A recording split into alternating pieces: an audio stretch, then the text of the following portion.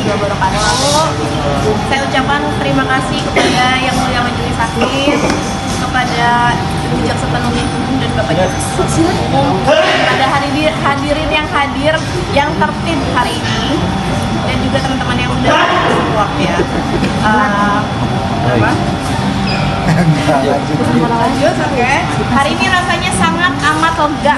Kenapa lega? Karena selama ini saya tidak boleh mengatakan yang berurusan dengan perkara, karena lawyer saya, Bang Birik, sangat amat hebat, sangat amat bisa mengcover saya agar saya tidak berteriak-teriak di media sosial, tidak berteriak-teriak di preskon, karena kita menghormati proses hukum. Walaupun dikasih stigmanya pelongo-pelongo, ya, walaupun yang seperti itu dibiarkan saja. Karena kami sangat mempercayai proses hukum, kami sangat menghormati proses hukum, dan kebetulan saya mendapatkan lawyer juga yang satu visi-misi yang hebat juga. Soal keterlibatan Dr. Okti itu, dimana misalkan selalu disebutkan di dalam saksi itu disebutkan terus Dr. Okti. Betul, karena memang kenyataannya begitu. Dr. Okti Pratama selalu menyuruh saya melakukan untuk menghubungi terdakwa Ismail Marzuki untuk bertemu dengan Nikita Mirzani dan menyumpah memenuhi Nikita Mirzani dengan uang. Tapi dok, selama persidangan ini ada komunikasi sama Dr. Okti? Tidak ada sama sekali. Apakah putus kalau mungkin dengan kasus seperti ini atau seperti apa? Iya, sudah terputus sejak ada kasus ini, dan saya juga sudah unfollow Instagramnya. Walaupun sebelumnya saya sangat berhubungan dekat, karena dengan keadaan ini saya shock juga, karena saya merasa beliau adalah teman sejawat saya, teman yang sangat saya percaya, dan teman dekat saya juga. Tetapi ternyata Ini kecewa. Agak menentukan dari permasalahan ini bahwa apakah dari Dr. Okti. Jadi gini, itu kan satu rangkaian peristiwa ya. Jadi dari mulai reviewnya Samira, mulai dari reviewnya Nikita Mirzani, ini semua satu rangkaian peristiwa. Jadi sangat panjang. Jadi dijelaskan ini kayak balik lagi ke sidang tadi waktu tadi kan udah cukup jelas ya, cukup panjang jelas. kali Jadi lebar fakta kanan persidangannya kiri. kan sudah dijelaskan dan sedetail-detailnya. Bapak, dia tadi sempat agak terpanggil dulu berhadapan dengan sidang. Jadi mungkin apa sih? Aku tidak terpancing sih, hanya saja pertanyaannya itu memaksa saya untuk menjawab yang tidak terjadi seperti itu. Dan seolah-olah selalu memframing kepada produk, padahal di sini jelas yang dihancurkan adalah kredibilitas saya sebagai dokter kecantikan. Yang netizen sendiri melihatlah bagaimana pada saat dia live, pada saat terdakwa live, pada saat terdakwa mengatakan saya, fisik saya, sebagai macamnya. Dan saya perlu tekankan juga, produk saya tidak ada yang berbahaya, produk saya semuanya berbadan BPOM. Dan tadi di hadapan Yang Mulia saya sudah jelaskan bahwa glowing booster cell merupakan treatment yang selalu di framing bahwa itu merupakan produk yang berbahaya, padahal dia sudah memiliki izin Kemenkes jarumnya dan bisa digunakan. Selain itu juga produknya itu sudah memiliki izin edar BPOM. Oke dok, mungkin bagaimana banyak yang menyimpulkan ini masalah pribadi, bukan masalah skincare atau skincare. Ini gimana? Memang bukan masalah skincare, tidak ada sangkut pautnya dengan skincare, hanya saja terdakwa selalu memframing seolah-olah skincare saya berbahaya, yang itu menjadi alasan terdakwa melakukan hal buruk kepada saya. Padahal yang terjadi sebenarnya adalah yang tadi saya jelaskan di kesaksian pada saat di majelis hakim. Jadi sebenarnya saya perjelas ya, pemerasan ini tidak ada korelasinya dengan mafia skincare. Pemerasan ini tidak ada korelasinya dengan terkait produk kami yang bermasalah. Itu harus Karena produk kami tidak ada yang bermasalah. Ya. Saya tekankan lagi, produk kami tidak ada yang bermasalah. Bahkan tadi pun banyak sekali pasien-pasien saya yang datang terharu untuk support saya, karena mereka memang real menggunakan produk-produk saya tanpa dibayar. Mereka datang ke sini untuk mensupport saya. Dan apabila produk saya bermasalah pun, apabila bukan produk saya bermasalah, apabila yang bertindak pasti BPOM, seperti itu. Dokter, tadi saat Niki bertanya soal produknya yang ada jarum 19 terus produknya ditempelin gitu, nah itu sempat kaget ya sih dok, atau gimana responnya? Enggak dong, enggak kaget, karena ya beliau pasti senjatanya cuma itu. Dan saya sudah jelaskan berkali-kali, kan tadi saya sudah jelaskan. Sepertinya terdakwa tidak mengerti apa yang saya jelaskan. Saya jelaskan ya terkait masalah treatment glowing booster cell. Itu adalah nama treatment, bukan produk ya. treatment glowing booster cell. Jadi itu terserah kita mau pakai nama aja. Contoh misalnya kita mau pakai facial diamond, facial crystal, mau facial apa, terserah kita. Tapi consumable yang dipakai, produk yang digunakan itu adalah produk Ribeskin. Produk Ribeskin itu adalah sudah ber-BPOM, ya. Dan jarumnya pun itu sudah terdaftar Depkes. Karena kenapa terdaftar Depkes? Karena itu ada izin edarnya. Kenapa? Karena dia cuma 0,5 mili, jadi dia dipakai itu hanya superficial untuk memasukkan si serum masuk ke dalam permukaan kulit. Jadi itu tidak jauh beda dengan kita pakai pengobatan diabetes insulin, kan dia sama sendiri gini. Lebih dalam malah tes glukosa, tes kolesterol ini di sini kan sama pakai jarum. Tidak dilakukan Ya kan? oleh dokter. Nah, itu tidak dilakukan dokter. Di apotek juga bisa. Ini sudah ada Depkesnya dan ini udah ada Depkesnya dan itu tindakannya di klinik karena itu adalah nama treatment.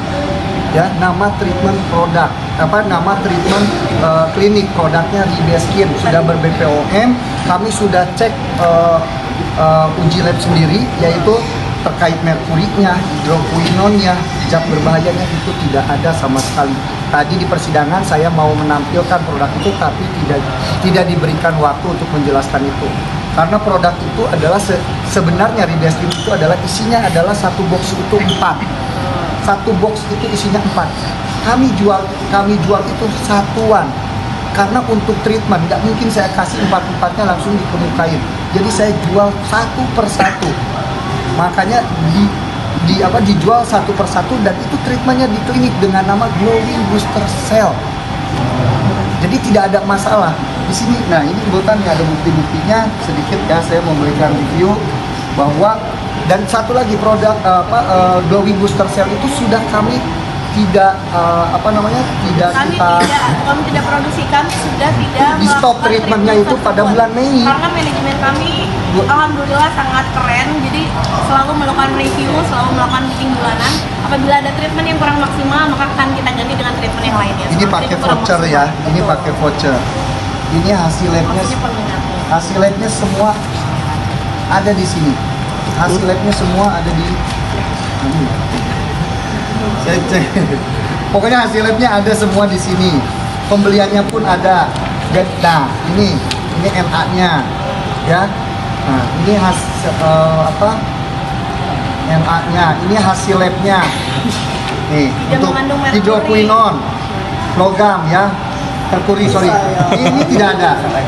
Jadi udah negatif semua. Jangan bilang produk kita itu berbahaya, ya. Nih, uji kandungan dexamethasone pun tidak ada. Di sini uji kandungan dexamethasone pun tidak ada. Ini alat jarumnya udah ada Izin Kemenkes. izin Kemenkesnya. Dan itu adalah produknya produk Ribeskin. Dan itu sudah saya tidak jual lagi di bulan Mei 2024 treatmentnya itu di klinik ya. Jadi kalau misalkan direview lagi setelah saya pelaporan di tanggal 3 Desember 2024, kalian pikir sendiri ya kenapa, tujuannya apa. Kalau kalian pintar udah tahu berarti tujuan dia itu untuk apa. Dan di sini saya jelaskan juga kami memiliki standar operasional prosedur. Jadi treatment glowing booster cell ini ada standar operasionalnya. Dan di price list treatment pun ada namanya treatment glowing booster cell di sini. Ya. Kemudian selain itu di sini saya memiliki tadi yang akan saya tunjukkan di hadapan yang mulia kan tetapi tidak ada waktunya. Di sini ada before after pasien yang melakukan glowing booster cell di cabang Lampung, di Cakung Jakarta, di beberapa cabang karena pasien kami yang melakukan membeli treatment glowing booster cell tersebut mengetahui mereka harus ke cabang mana. Seperti ini before after contoh-contoh pasien yang sudah melakukan treatmentnya. Jadi tidak ada korelasinya kasus saya dengan mafia skincare apalagi produk saya yang berbahaya.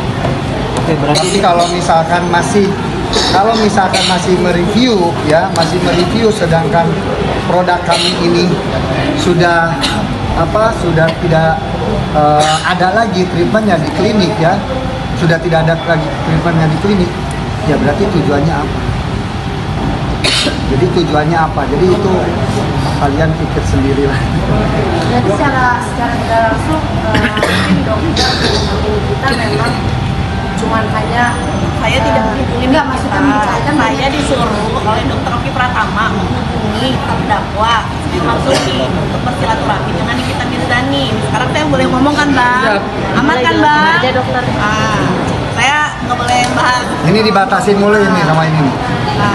Jadi Karena udah kalau boleh. kalau dibilang pelangap pelongo, dia disarain. Ya. Jadi menghubungi dengan tujuan karena tadi saya pertama mengatakan saya dengan Dr. Oki kenal loh dari 2011 dan kami sering ke luar negeri untuk belajar bareng. Apa salahnya saya berkomunikasi dan cerita dengan saksi Dr. Oki? Dokter gimana mungkin?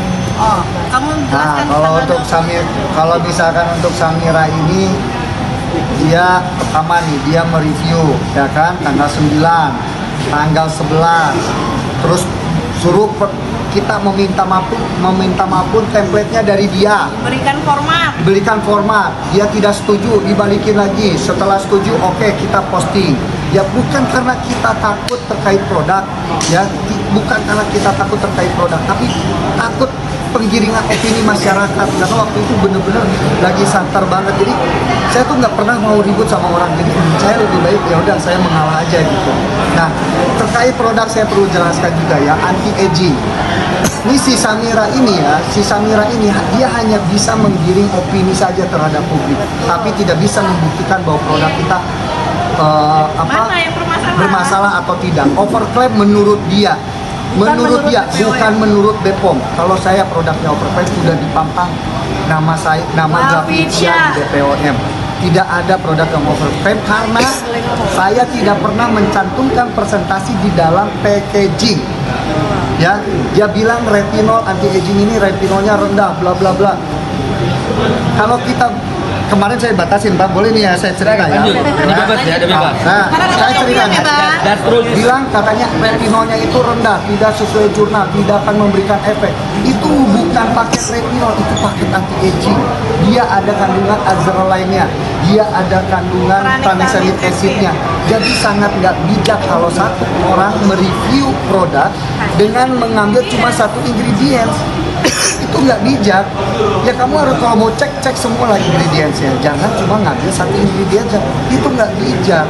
Nggak boleh. Nggak mungkin ya. Nggak mungkin BPOM mengeluarkan izin edar kalau misalkan hasil dari BPOM ini, hasil dari verifikasi BPOM ini tidak valid.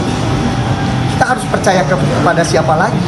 Laboratorium BPOM ini di Indonesia ini itulah satu-satunya yang bisa kita percaya gitu. Jadi jangan sampai tergiring opini, tapi dia itu jago menggiring opini pribadinya lah, merusak karakternya lah dan lain sebagainya. Jadi bukan terfokus terhadap produknya. Itu kalau bicara misalnya berdebat masalah produk, saya bisa panjang jelasin masalah produk. Bilang masalah retinol, oke, retinol ini dipakai 1 minggu 3 kali, 2 sampai dengan 3 kali. Sedangkan paket anti aging ini saya pakai setiap hari, tapi kandungannya ada retinol. Kenapa saya turunkan di bawah jurnal? Karena itu dipakai setiap hari agar kulit kita tidak iritatif. Kalau presentasinya tinggi, itu pasti bakal iritatif karena dipakai setiap hari. Susah kalau misalkan menjelaskan sama orang yang bisanya cuma menggiring opini. Dan itu gitu. bukan produk tunggal.